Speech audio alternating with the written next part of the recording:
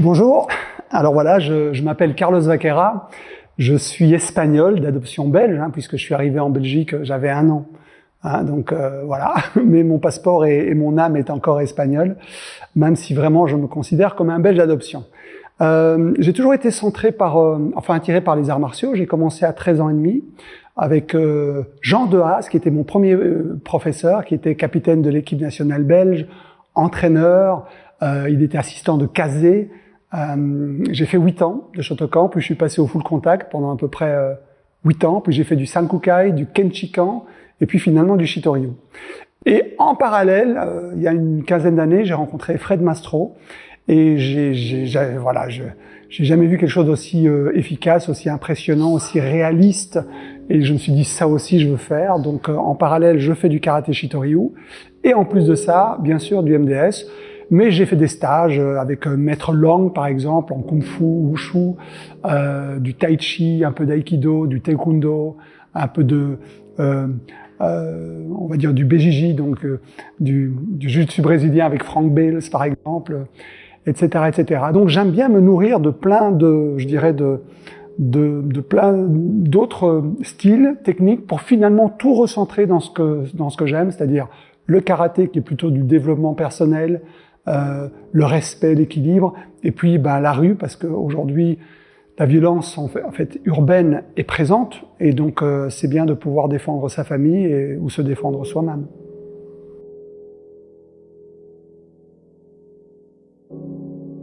Alors le Mastro Defense System, c'est un peu le reflet de son créateur, c'est Fred Mastro. Fred Mastro, c'est à peu près 200 confrontations physiques réelles. C'est des confrontations physiques réelles à l'arme blanche. Donc c'est une expérience en fait de vie qui fait qu'on n'est pas dans de la fiction, on est dans de la réalité. Ce qui est de plus en plus rare dans le domaine des arts martiaux, puisque on peut être 10e dan ou un grand maître et ne jamais être rentré en confrontation. Et c'est le but finalement des arts martiaux. Le but, c'est d'éviter la confrontation. Donc le MDS, vraiment, ça s'adresse à tout le monde, je dirais, à partir de 18 ans. On évite d'avoir des adolescents ou des enfants parce que les techniques qui sont démontrées peuvent être dangereuses. Et on n'a pas envie que dans une cour de récréation, il se passe quelque chose de dangereux. Donc on préconise effectivement de commencer le MDS à 18 ans, et ça peut être... On n'a pas besoin d'être endurant, d'être résistant, d'être souple. Ce sont des techniques qui sont relativement simples, bien sûr, qui mettent du temps à être assimilées, parce que simple ne veut pas dire facile. Et il y a un mix de pieds, de poings aussi, mais alors les pieds c'est jamais très haut, c'est toujours au niveau soit du fémoral, soit des articulations, c'est des low kicks, c'est des génitales. Il n'y a jamais de coup de pied haut, ça c'est clair. Et puis après, il y a un peu de BJJ, donc du Jiu-Jitsu brésilien. On travaille le couteau aussi, on travaille le bâton, on travaille des saisies, on travaille les étranglements. En fait, c'est vraiment un art très très complet que Fred a mis au point en se nourrissant d'abord du Pencak Silat, qui était un art indonésien que les forces spéciales utilisaient. Dans l'art indonésien du Pencak Silat, l'idée c'était pas de détruire la personne, c'était de le blesser. Parce que dans un champ de bataille, lorsqu'on blessait quelqu'un, il y avait 3 soldats qui étaient occupés. Quand on tue quelqu'un, il y en avait plus, il en reste encore 2 qui étaient vacants. Donc c'est un petit peu la base de son travail, et puis surtout son expérience en tant que garde du corps, que sorteur, que videur. Et puis je rappelle aussi qu'il a fait 26 films en tant que chorégraphe. Donc le Taken par exemple avec Liam Neeson, le premier, les scènes de combat, c'est Fred qui les a travaillées. Et puis il donne des formations dans le monde entier. Il manquait pour moi un réalisme qu'on a perdu en fait dans les arts martiaux, puisque les arts martiaux, on va dire traditionnels, ancestrales, c'était des arts de survie, c'était des arts de guerre. Mais il faut savoir qu'à partir de 1930, c'est devenu des jeux. Aujourd'hui, le karaté, on a enlevé tout ce qui était dangereux. Le judo, on a enlevé tout ce qui était dangereux.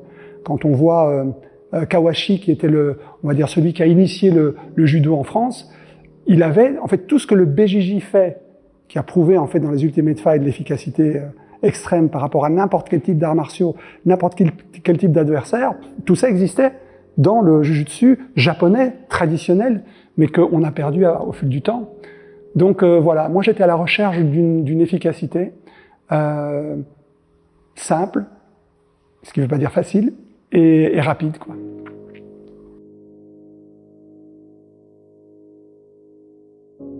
Alors oui, moi je pense qu'il faut se diversifier en fait. Moi je suis pas du style à prendre l'autoroute hein, qui est rapide, qui est sécurisante. J'aime bien les routes parallèles, les routes secondaires qui m'apportent en fait, qui sont plus lentes bien sûr, mais qui sont beaucoup plus enrichissantes parce que je découvre en fait des paysages magnifiques, peut-être des oiseaux qui vont m'attirer.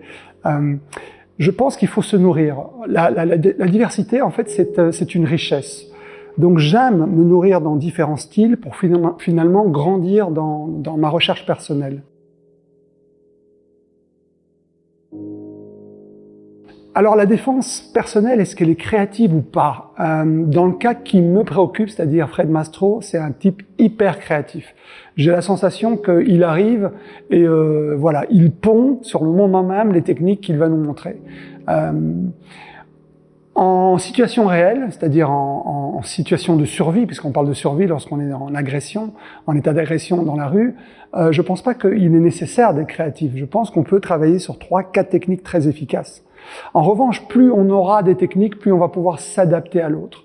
Pourquoi? Parce que dans une confrontation réelle, en fait, tout est une question d'adaptation. Ce qui va fonctionner avec l'un ne fonctionnera peut-être pas avec l'autre.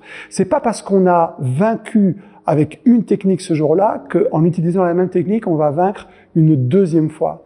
Donc le fait, effectivement, d'être créatif, c'est-à-dire un combat, c'est comme une danse. Hein, on l'a vu lors de la démonstration avec Spiros. Hein, on l'a vu effectivement que à chaque fois, je faisais l'initiation, c'est-à-dire l'initiation du mouvement était la même, mais après, je me laissais aller à ce qu'il me proposait, ce que son corps me proposait. Donc je pense, pour récapituler, qu'il faut être créatif, mais avec un esprit vide, c'est-à-dire parce que mon esprit vide, je peux tout accueillir, donc je peux tout réagir, je peux tout créer. Est-ce que c'est mordre? Est-ce que c'est griffer? Est-ce que c'est rentrer mes doigts dans les yeux de l'autre? Pourquoi pas? Maintenant, c'est sûr que dans la rue, il n'y a pas de règle. Donc c'est pas le plus fort qui va gagner, c'est le plus vicieux. Et pour être vicieux, je suis prêt à regarder mon environnement. Ah, il y a une pierre là, parfait. Ah, il y a du sable, je vais prendre le sable. Quand il va arriver, boum, je lance le sable dans les yeux et je vais frapper, puis je vais courir. Donc oui, dans ce cas-là, il faut être créatif. Je suis acculé, il a une arme blanche devant moi, je vois pas, je peux pas prendre de bâton, je peux pas prendre de bouteille, je peux rien prendre. Ah, mais je peux prendre ma chaussure. Ma chaussure, je la mets devant ma main, dans ma main, et ça peut me servir de protection. C'est un type de créativité. Hein, on parle toujours de la veste qu'on va entourer, mais la chaussure me semble beaucoup plus efficace, beaucoup plus créative. Donc, à la fois, oui, connaître en fait des techniques qui sont tellement imprimées dans notre cerveau reptilien qu'on ne doit plus réfléchir, c'est automatique, et à la fois avoir assez de techniques pour pouvoir inventer, créer, etc. Donc, c'est pas de l'improvisation. C'est une créativité qui existe parce qu'elle est sous-jacente, elle est déjà là, elle est déjà présente. Alors je voudrais juste dire un petit mot sur Spiros, qui était mon partenaire, qui s'est nourri du MDS, mais il s'est nourri de la boxe, il s'est nourri du BJJ, il s'est nourri. En fait, c'est un combattant de MMA et c'est quelqu'un qui, moi, que j'apprécie énormément humainement. Hein, on l'a vu, c'est quelqu'un de très calme, mais c'est un terrible combattant dans la vie réelle. Je sais qu'il a eu quelques confrontations très efficaces et puis c'est une belle âme, c'est une belle personne. Donc voilà, c'est comme un frère d'armes. Et on peut parfois enlever le R et ça devient un frère d'âme.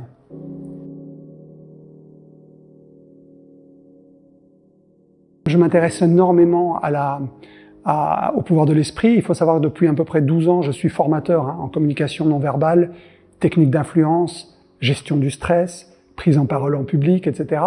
Donc j'utilise énormément ces connaissances-là, qui viennent en fait de l'illusion et du mentalisme, mais que je peux utiliser très clairement dans la vie de tous les jours face à une confrontation ou face à un combat du temps que je faisais de la compétition en karaté.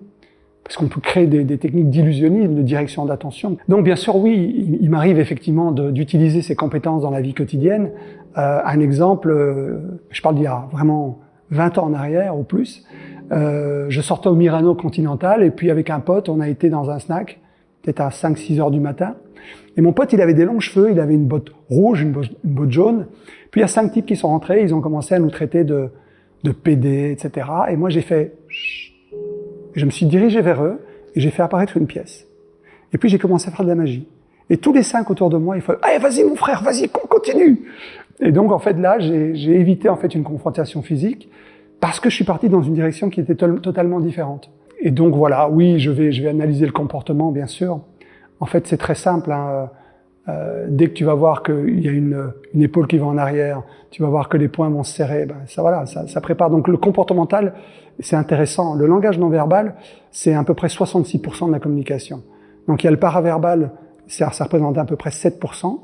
Puis les mots qu'on utilise, qui paraissent le plus important, c'est 27%. Et puis il y a les gestes vérités. Et même si tu es comédien, même si tu es politicien, parce que tu es logiquement entraîné à ça, tu peux pas. C'est du domaine de l'inconscient. Donc si tu sais lire l'autre, effectivement, tu vas pouvoir décoder si la situation est dangereuse ou pas. Un exemple très simple, t'as un type en face de toi. Qu'est-ce qu'il fait logiquement quand il est agressif? Il va augmenter son volume, un peu comme les singes, hein, tu sais, bon. Hein, mais un type qui sait vraiment se battre, il va faire l'inverse. Déjà, ces deux comportements sont différents. J'avais un autre exemple, mais ça me sort comme ça de l'esprit pour le moment. Oui, c'est ça. Un type qui, par exemple, est rouge de colère. Rouge de colère. Ok, il y a danger. Mais un type qui est blanc, où on voit en fait que son système sanguin n'est plus présent au niveau de son visage, là, il y a danger de mort. Donc, rouge de colère, on peut peut-être aller en confrontation, mais un type qui est vraiment cadavérique, c'est-à-dire blanc, livide, attention, parce que ça peut aller très très loin. Quand on lit dans les journaux une agression, 146 coups de couteau, 146 coups de couteau, mais tu imagines dans l'état dans lequel il devait être, le type. Donc c'est ça, à mon avis, il devait être blanc, livide, dangereux. Acquérir des techniques de communication non verbale, bien sûr c'est un avantage. Maintenant, il faut savoir que les femmes, par exemple, ont plus de talent que nous pour ça, de manière intuitive. C'est pour ça qu'on parle du 6e sens de la femme. Les gauchers, ou les gauchers contrariés, ont aussi cette efficacité. Ils peuvent aller instantanément de l'hémisphère droit à l'hémisphère gauche. Pour rappel, l'hémisphère droit, c'est l'émotionnel, l'hémisphère gauche, c'est le rationnel, le centre du langage, la structure, etc. Donc, lorsqu'on est en confrontation physique et qu'on voit par exemple les pupilles dilatées, aïe, ça peut, voilà, l'émotion est bien présente. Un exemple, dans la rue, en plein hiver, quand il fait -10, frapper avec les poings, c'est très douloureux. Donc qu'est-ce qu'on doit faire? On doit pomper le sang avant de frapper. Mais ça aussi, c'est une indication. Et si on ne le sait pas, on va se casser la main. Si on le sait, on va se protéger. Mais il faut le faire. Ce travail, on va dire, quotidien que je fais me permet effectivement d'être peut-être plus en éveil et surtout de ne pas me sentir toujours le plus fort, surtout pas. Je me sens toujours le plus faible.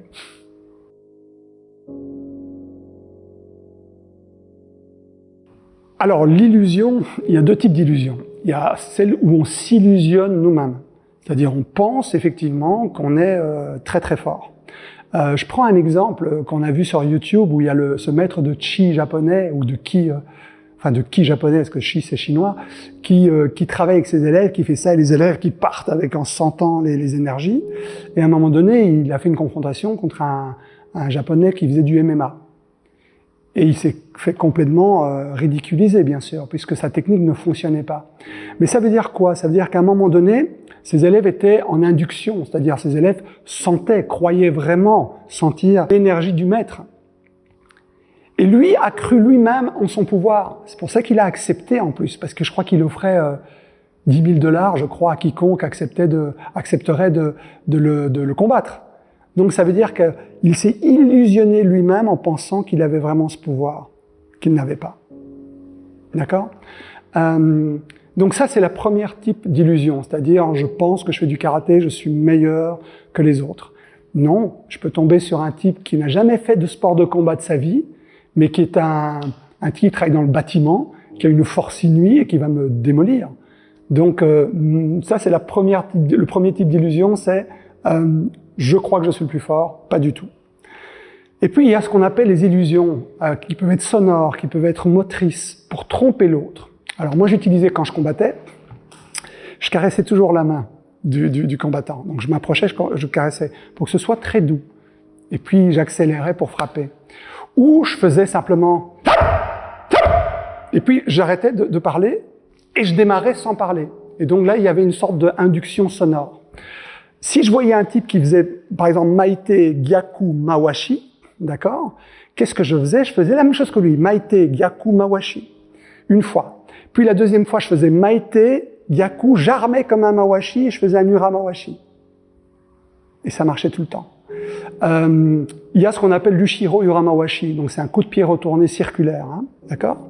Si je fais une fois un coup de pied circulaire, retourné circulaire, puis une deuxième fois, et si la troisième fois j'entame ce coup de pied mais que je reviens en Mawashi, de l'autre côté, ça marche aussi. Donc en fait, ça ce sont ce qu'on appelle des techniques d'illusion, en fait, hein. Après, il y a les techniques de direction d'attention dont on a vu, enfin on les a vues donc lors de la démonstration, donc je ne vais pas en parler. Et puis il y a ce qu'on appelle feindre, mystifier l'autre. Il y a, par exemple, dans un combat de MMA, à un moment donné, le type reçoit une percussion et il est comme ça. Et l'autre fond sur lui. En fait, c'était de la comédie et il le met KO. C'est un autre type d'illusion. Donc, quand je parle d'illusion dans les arts martiaux, il y a la mauvaise illusion, celle où on pense qu'on est invincible.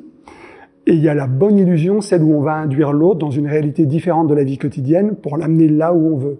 C'est ce qu'on appelle aussi les gardes sans garde. Il y a des Japonais qui combattaient comme ça, garde ouverte. Pourquoi? Parce qu'ils voulaient que vous rentriez. Donc tout ça, ce sont effectivement des mystifications qui sont intéressantes. Alors dans mon livre qui s'appelle « L'illusion martiale » aux éditions La Miroir, il y a une première partie qui ne parle que de ça. Hein, je fais la différence entre les arts martiaux, les sports de combat et la rue. Arts martiaux, bien-être, développement personnel, pas très efficace. En fait, c'est simple, hein. Tout ce qui est beau n'est pas efficace. Tout ce qu'on voit n'est pas efficace. Puis il y a les sports de combat. Ah, c'est un peu plus proche de la réalité, puisque là, on frappe. Mais il y a un arbitre, il y a une catégorie de poids, il y a un échauffement, il y a des règles. Et puis il y a la rue. La rue, il n'y a pas d'arbitre. Ils peuvent être 3, 4, 5. Ils peuvent avoir des barres en fer. Ils peuvent avoir des couteaux. Il peut pleuvoir. Il peut faire froid. Bref, on est vraiment dans trois contextes, trois mondes différents qui peuvent s'interconnecter, mais voilà, il ne faut pas penser que parce qu'on est champion du monde de karaté, qu'on est le plus grand combattant du monde. Mon livre, on peut le trouver logiquement, s'il n'est pas en rupture de stock, chez l'éditeur. Contactez sur Internet, édition La Miroir, et puis là, voilà, là il faut enfin, mon livre, parce que j'ai écrit 13 livres, hein, maintenant je suis au 13e livre.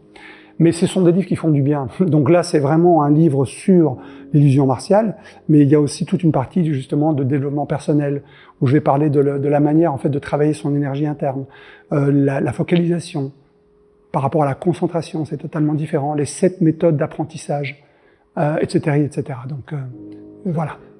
Donc il y a eu 2 préfaces, donc Fred Mastro, parce que forcément c'est mon maître et ami, mon frère, et puis Jean-Jacques Sanvert. Jean-Jacques Sanvert, en fait, a été champion du monde de magie. C'est un spécialiste des tricheries aux cartes, il est remarquable, mais c'est aussi un maître. Donc il a fait du karaté, avec Henri Play d'ailleurs. Il a reçu même, je dirais, c'est pas des trophées, c'est des remises en fait bien spécifiques que tout le monde n'est pas capable de recevoir. Et puis en plus de ça, il fait du kung-fu, du wushu, il travaille aussi le karambit. Bref, c'est quelqu'un qui a une énorme connaissance. Et c'est marrant parce qu'il me dit, mais tu sais quoi, Carlos, le thème de ton livre, c'est quelque chose que je voulais écrire depuis des années. Et j'ai dit, bah voilà, il fallait le faire. Et c'est vraiment quelqu'un que j'apprécie énormément.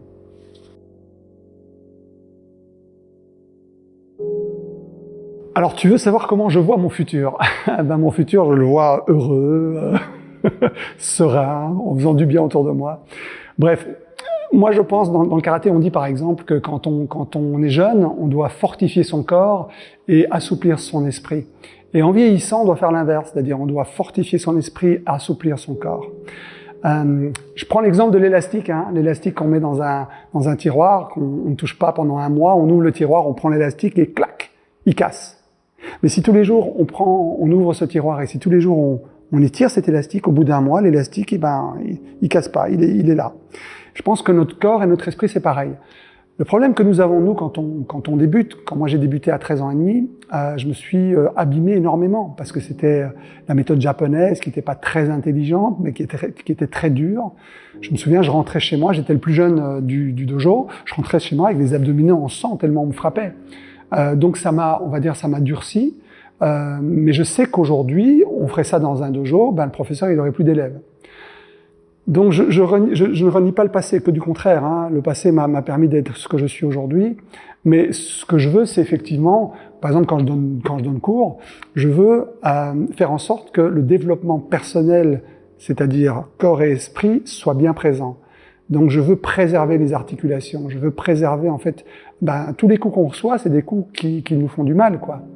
Et quand on est jeune, on sait encaisser, mais c'est quand on vieillit que finalement on paie tous les pots cassés de notre jeunesse. Aujourd'hui, moi j'ai 57 ans. Si j'avais écouté les médecins, je serais en chaise roulante. Je les ai jamais écoutés, donc j'ai écouté mon corps. Et je pense que ce qu'il faut, c'est travailler son corps et son esprit. Hein, la société nous induit, nous dit voilà, on est vieux, on perd la mobilité, on est vieux, on perd la mémoire. C'est totalement faux.